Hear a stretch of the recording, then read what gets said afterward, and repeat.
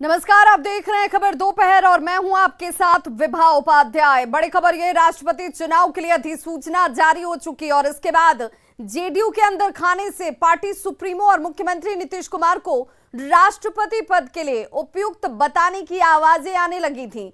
लेकिन अब पार्टी के अध्यक्ष ललन सिंह ने साफ कर दिया है कि नीतीश कुमार ना तो उम्मीदवार हैं और ना ही वे राष्ट्रपति बनने जा रहे हैं। 2025 तक बिहार की जनता ने बिहार की सेवा का मौका दिया है और वे वही करेंगे। मुख्यमंत्री जी बिहार की जनता की सेवा कर रहे हैं। कोई राष्ट्रपति के न उम्मीदवार हैं और न राष्ट्रपति बनने जा रहे हैं। मुख्यमंत्री जी बिहार की जनता की सेवा कर रहे हैं। कोई राष्ट्रपति के न उम्मीदवार हैं और न राष्ट्रपति बनने जा रहे हैं। तो नीतीश कुमार को लेकर जो अटकलें लगाई जा रही थी उस पर विराम चिन्ह लगाते हुए ललन सिंह ने साफ कर दिया कि नीतीश कुमार ना तो राष्ट्रपति बनने जा रहे हैं और ना ही उसके वो उम्मीदवार ही थे।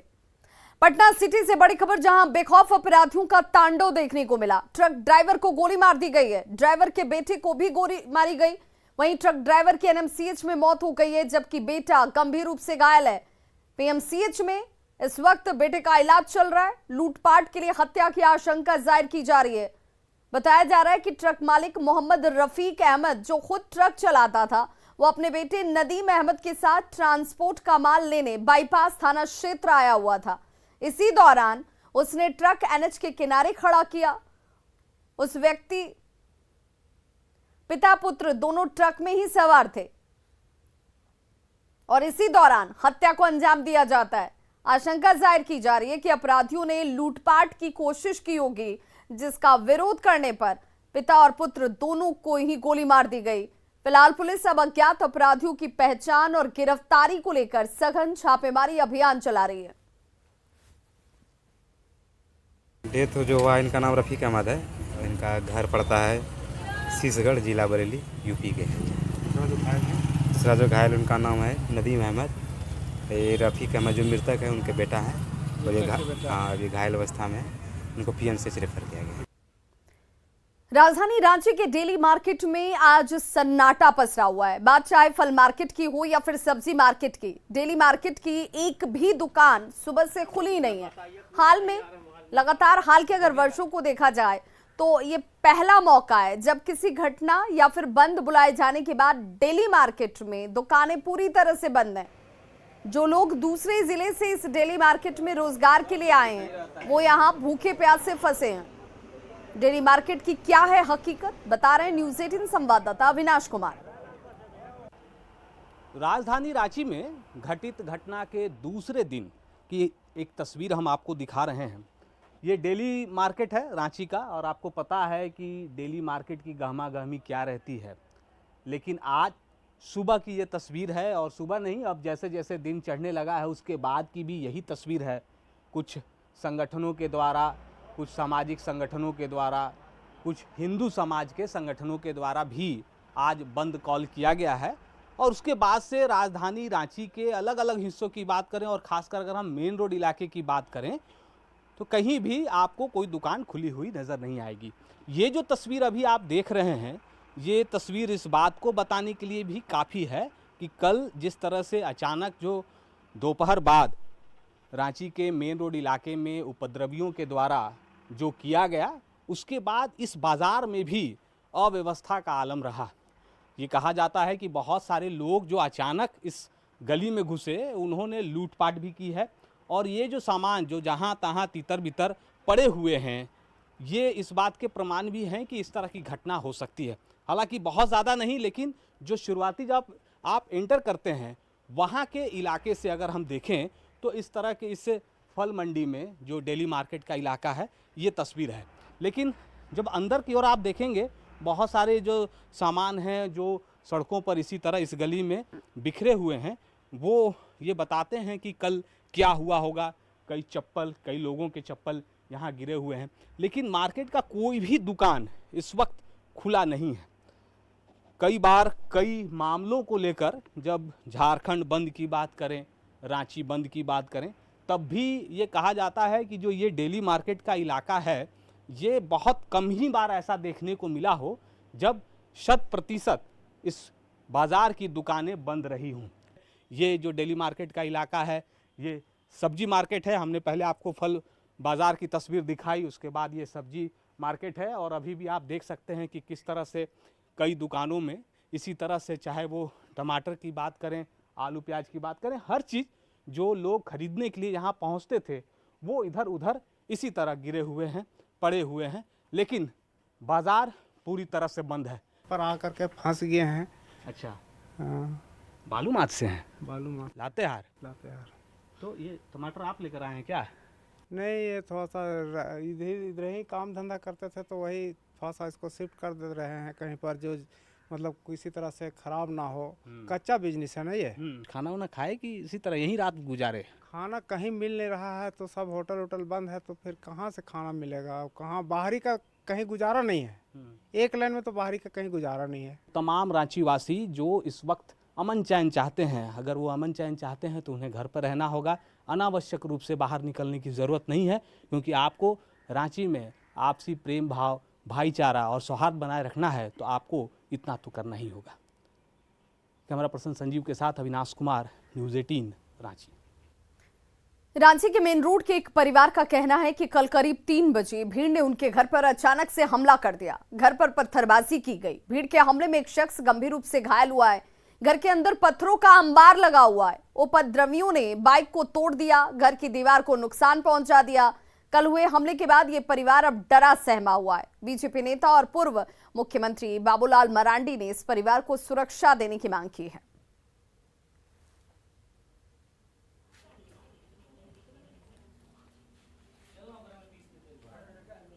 राजधानी रांची में शांतिपूर्वक प्रोटेस्ट के नाम पे जो हंगामा हुआ है, उस हुड़दंग की आंच कहां तक पहुंची आप खुद देखिए। इस वक्त हम रांची के एक मुख्य इलाके में मौजूद है, जहां आप सामने देखेंगे किस तरीके से एक पूरा परिवार है, उनका घर है और उस पर पथराव किया गया है। उनको कल पूरी तरीके से घेर लिया गया था कुछ लोगों के बाद, और देखिए सामने आप देखेंगे किस तरीके से इनके पूरे घर को नुकसान पहुंचाया गया है।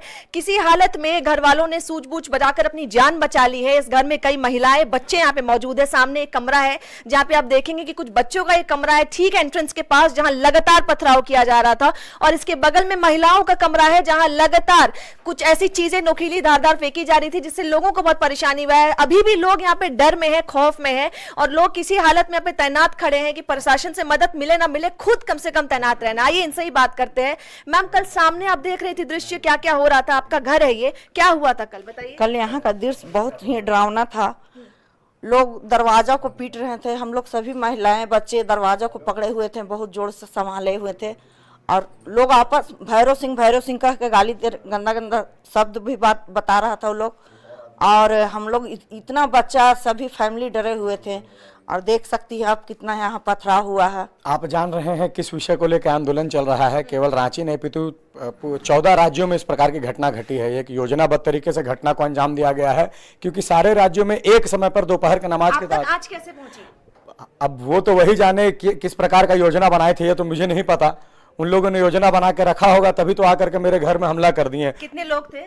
लगभग 600-800 की संख्या में लोग थे। हम तो आए बेटी सुन के ही हल्ला कि बहुत पत्थर उथल चला है, ऊपर से फेंका है उन लोग, और इन लोग के दरवाजा पकड़ के खड़ा है, तो माया से हम दौड़ के आए जरा देखने वास्ते। परिवार को नुकसान पहुंच रहा है, शहर की हाँ जरूर। तो बाल बच्चा सब लेके बेचारी लोग घर में घुसा हुआ है, और सब पकड़ के मैंने खड़ा है। जेंट्स कोई है ही नहीं है घर में, छोटा छोटा बच्चा लोग है, और एक ही है, एक ठोहार है भाई, बस 2 जन था, तो कितना संभाले आदमी। तो इसीलिए दरवाजा पकड़ के सब मजबूती से खड़ा थे। तो कल का जो हादसा है उससे कई परिवार सहमे हुए हैं। सामने आपने नतीजा भी देखा किस तरीके से कई परिवार पर हमला किया गया है। अब तक ये लोग सहमे हुए हैं। बता दें कि प्रशासन मदद में तो आई है, लेकिन जरा सी लेट से आई है, और प्रशासन अब तत्पर हो गई है अपने लेकर नियंत्रण करने के लिए। कई प्रिकॉशनरी स्टेप कदम उठाया जा रहा है। रूपाली त्रिपाठी, न्यूज़ 18 रांची।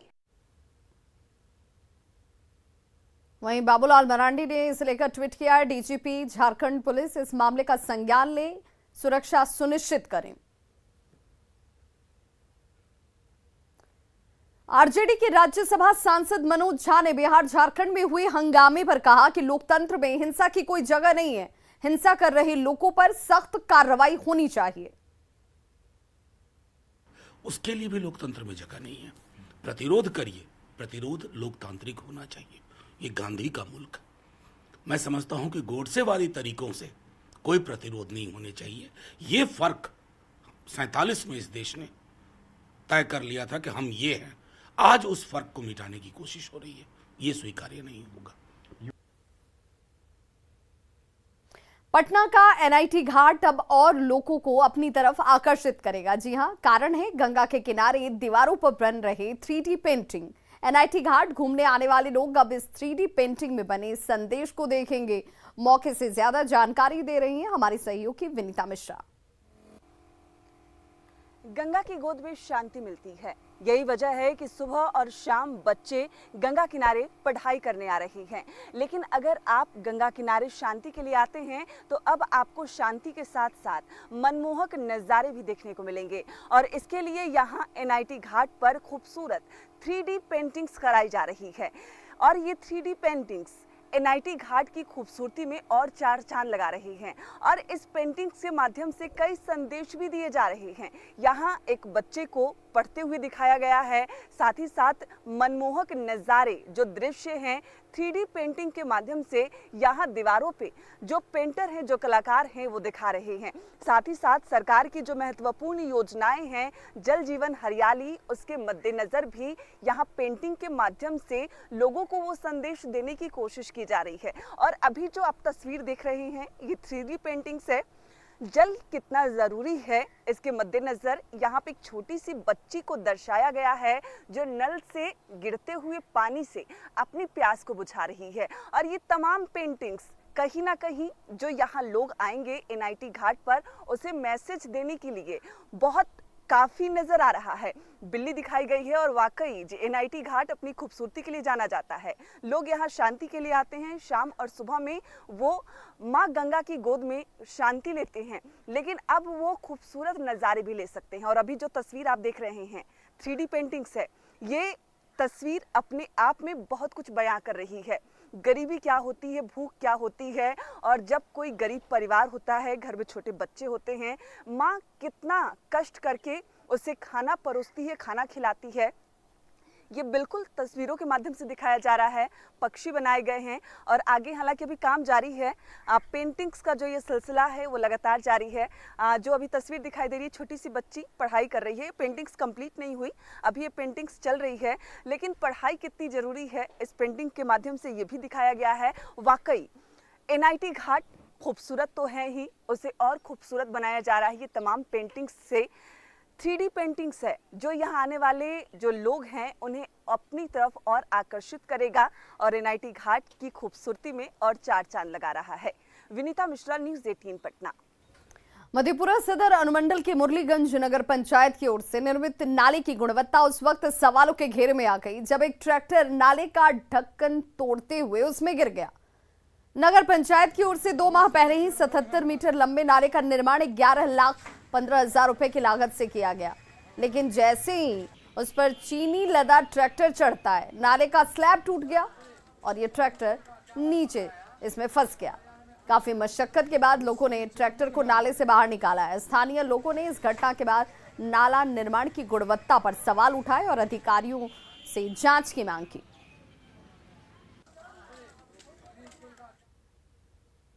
100 बोरा चीनी में जाकर के टूट गया है नाला। अच्छा, 100 बोरा नाला टूट जाएगा? नहीं टूटेगा। अच्छा, कैसे टूटेगा? टूटने का कोई आवश्यकता ही नहीं है। जो चीज हम लोग ठोक पीट के मजबूत करेंगे तो कैसे टूट सकता है? वो ये बना दिया, पैसा ले लिया, निकास करवाया, अपना मतलब खत्म है। कोई मरे, नुकसान हो, क्षति हो, कुछ हो, हमको उससे क्या मतलब। और यदि उसमें गुणवत्ता संबंधी कोई मामला होगा तो उसका जांच करके, और यदि पूरा नाला खराब है, यदि उसका जो प्लेट है खराब होगा तो पूरा नाला का ही बदला जाए। भोजपुर में दहेज को लेकर विवाहिता की हत्या कर दी गई। घटना तरारी थाना के अकरोंज गांव की है। मृतक महिला का नाम मनसा देवी बताया जा रहा है और मृतक के परिजनों ने ससुराल वालों पर हत्या का आरोप लगाया है। परिजनों के मुताबिक मनसा की शादी शशि पांडे से की गई थी, जहां दहेज को लेकर उसे अक्सर प्रताड़ित किया जाता था। हत्या की खबर सुनते ही महिला के परिजन मौके पर पहुंचे और मामले की जानकारी पुलिस को दी गई। हालांकि घटना के बाद से ससुराल पक्ष के लोग अब फरार हैं। पुलिस इस मामले में आरोपियों के खिलाफ कार्रवाई तेज कर चुकी है और गिरफ्तारी के लिए छापेमारी की जा रही है। कि मान लीजिए कि क्या बात है, पहले से भी मतलब उस तरह का सिलसिला चल रहा था। पति मैंने हमेशा तंग करता था इनको। हाँ, इन लोग का इनको पूरा तंग करता था। तो कल रात में गए आप लोग? तो हम लोग रात में गए, तो रात में गए हम लोग। तो रात में जाने के बाद हम लोग दरवाज़ा खुलवाने लगे। ये लोग दरवाज़ा नहीं खुआ, कोशिश आधा घंटा किए। उसके बाद थाना में हम गए, सहयोग लिए हम लोग थाना में। थाना से सहयोग लिए, तब तक ये लोग भाग गया था। ठीक है। सिवान जेल से 3 कैदियों को जल्द ही दूसरे जेल में शिफ्ट किया जाएगा। सिवान जेल में छापेमारी के बाद डीएम अमित कुमार पांडे ने बताया कि जेल में आज 3 घंटे तक छापेमारी अभियान चलाया गया। जिला प्रशासन की टीम ने बैरक के एक वार्ड की तलाशी ली। डीएम ने यह भी कहा कि सुरक्षा की दृष्टि से 3 कैदियों को सिवान से दूसरी जगह शिफ्ट करना जरूरी है। इसमें काफ़ी व्यापक पैमाने पर हम लोग किए हैं और इसमें उस तरह का कोई मोबाइल या सिम बरामद नहीं हुआ है। और साइड बाय साइड महिलाओं का जो अपना सेल होता है, वार्ड होता है, उसकी कंडीशन देखी गई। और साथ ही साथ हम लोगों ने किचन का भी निरीक्षण किया है, किचन की क्या व्यवस्था है, खाने का क्वालिटी वगैरह भी चेक हुआ है। और जो भी हम लोगों ने कार्रवाई की है उसके आधार पर 2 से 3 लोगों को चिन्हित किया गया है जिन्हें ट्रांसफ़र करने की आवश्यकता है जेल से। उसका प्रस्ताव हम लोग आज ही विभाग को। न्यूज 18 इंडिया ने टीआरपी के ताजा आंकड़ों में आज तक को पीछे कर दिया है। खबरों की तेज रफ्तार, मुद्दों पर जबरदस्त पकड़ और देश के सबसे अनुभवी चेहरों की बदौलत न्यूज 18 इंडिया ने आज तक से बाजी मारी है। ब्रेकिंग न्यूज, ग्राउंड रिपोर्ट, मुद्दों पर बहस हो या फिर देश और विदेश की खबरों का संतुलित आकलन हो, न्यूज 18 इंडिया हर कसौटी पर खरा उतरा है। निष्पक्ष और सटीक खबरों के लिए देखते रहिए न्यूज 18 इंडिया।